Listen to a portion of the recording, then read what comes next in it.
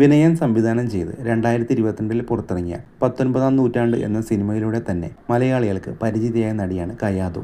മലയാളത്തിന് പുറമെ തമിഴ്, കന്നഡ, തെലുങ്ക്, മറാത്തി ചിത്രങ്ങളിലാണ് കയാതു അഭിനയിച്ചിട്ടുള്ളത്. ടൊവിനോ തോമസ് നായകനാവുന്ന പള്ളിച്ചട്ടമ്പിയിലൂടെ കയാതു വീണ്ടും മലയാളത്തിലെത്തുകയാണ്. സിനിമയിൽ വരുന്നതിന് മുൻപ് താൻ തുണിക്കടയിലും സ്റ്റാർബക്സിലുമൊക്കെ ജോലി ചെയ്തിരുന്നെന്ന് തുറന്നു പറയുകയാണ് കയാതു ലോഹർ.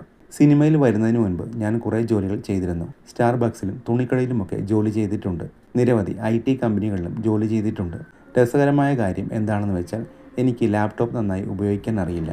പിന്നെ ഞാൻ IT കമ്പനികളിലെല്ലാം ട്രെയിനിങ് പീരീഡ് മാത്രമേ ജോലി ചെയ്തിട്ടുള്ളൂ എന്നാണ് കയാതു ലോഹർ പറഞ്ഞത്. പ്രദീപ് രംഗനാഥൻ നായകനായി എത്തിയ ഡ്രാഗൺ എന്ന ചിത്രത്തിലൂടെയാണ് കയാതു തെന്നിന്ത്യയിൽ സെൻസേഷനായി മാറുന്നത്. മലയാളത്തിലടക്കം കൈനിറയ ചിത്രങ്ങളാണിപ്പോൾ കയാതുവിന്.